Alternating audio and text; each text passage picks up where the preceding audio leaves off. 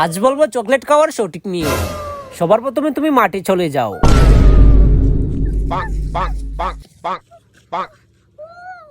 মাঠে চলে এসেছো, ঠিক আছে। এখন দেখো আশেপাশে কোনো লোক চকলেট খাচ্ছে নাকি।